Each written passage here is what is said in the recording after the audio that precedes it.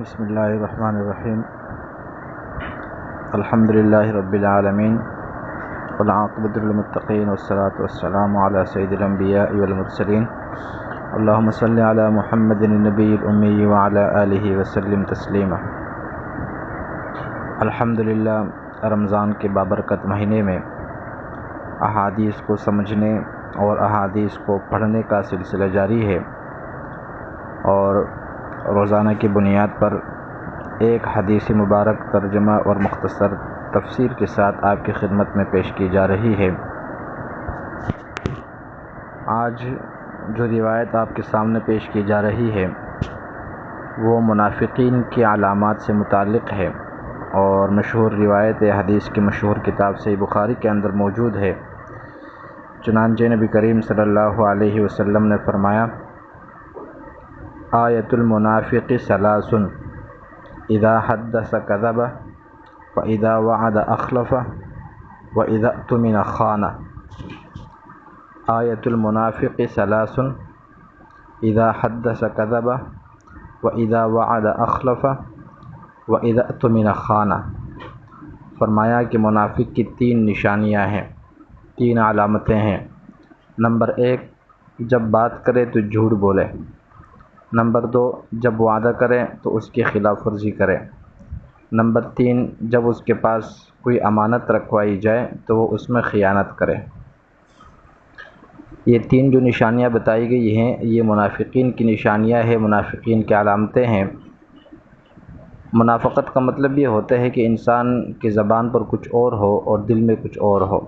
اور پھر منافقت یہ دو قسم کا ہوتا ہے، ایک کا تعلق انسان کے عقیدے سے ہوتا ہے، یعنی انسان کے دل میں کفر چھپا ہوا ہو اور بظاہر وہ کلمہ پڑھتا ہو، زبانی طور پر اسلام کا دعویٰ کرتا ہو، اس کو نفاق اعتقادی کہا جاتا ہے۔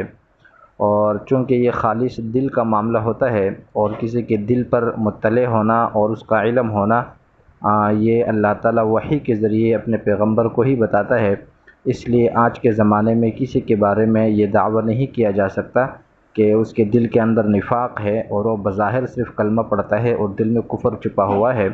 اس لیے ایک روایت کے اندر آتا ہے، آپ علیہ الصلاۃ والسلام کے صحابی حضرت اسامہ یا حضرت حذیفہ رضی اللہ تعالی عنہ کی روایت ہے کہ یہ جو نفاق اعتقادی تھا یہ آپ علیہ الصلاۃ والسلام کے زمانے میں تھا۔ آج کے زمانے میں یا تو کوئی آدمی کافر ہوگا یا مسلمان ہوگا۔ البتہ دوسری قسم ہے نفاق عملی، یعنی منافقین جیسے کام کرنا۔ تو اس روایت کے اندر اسی نفاق کی قسمیں اور علامتیں بتائی گئی ہیں کہ جو تین کام ہیں یہ منافقوں والے کام ہیں۔ ایک روایت کے اندر ایک اور علامت کا بھی اضافہ ہے کہ اذا خاصم فجر، کہ جب وہ جھگڑا کرتا ہے، کسی کے ساتھ لڑتا ہے تو گالم گلوچ کرتا ہے۔ تو یہ علامتیں ہیں منافقین کی۔ اس میں ایک تو جھوٹ ہے، جھوٹ پر پہلے بھی بات ہو چکی ہے، مستقل حدیثیں بھی اس پر آئے گی۔ اور دوسری چیز ہے یہاں پر کہ جب وعدہ کرے تو اس کی خلاف ورزی کرے۔ اس کا مطلب یہ ہے کہ وعدہ کرتے وقت ہی نیت یہ ہو کہ اس کو پورا نہیں کرنا ہے، تو یہ مراد ہے۔ البتہ اگر کسی کے ساتھ وعدہ کرتے وقت پورا کرنے کا تو ارادہ تھا لیکن پھر کوئی عذر پیش آ گیا، کوئی معقول شرعی عذر ہے اور وہ وعدہ پورا نہیں کیا جا سکا، تو یہ اس وعید میں داخل نہیں ہے۔ تیسری چیز یہ ہے کہ جب اس کے پاس امانت رکھوائی جائے تو اس میں خیانت کرے۔ امانت چاہے چیزوں کی صورت میں ہو، مال کی صورت میں ہو، سامان کی صورت میں ہو، یا پھر کسی راز کی صورت میں ہو، کوئی بات کی صورت میں ہو کہ اس کو کوئی راز کی بات بتائی جائے اور وہ اس کی حفاظت نہ کرے بلکہ جا کر لوگوں کو بتاتا پھرے، تو یہ بھی جو ہے وہ خیانت کے اندر شامل ہوتا ہے۔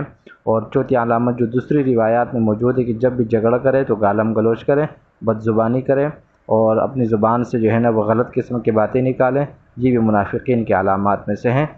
یہاں تو آگے حدیث کے کچھ الفاظ نہیں ہیں، مختصر ذکر کیا گیا ہے اس روایت کو۔ بعض روایت میں آتا ہے کہ جس کے اندر یہ علامتیں موجود ہیں تو وہ خالص منافق ہے، اور جس کے اندر ان میں سے کوئی ایک علامت موجود ہے تو گویا وہ نفاق کے ایک شعبے کے اوپر ہے اور وہ نفاق کے ایک حصے کے اوپر ہے، جب تک اس کو چھوڑ نہ دے۔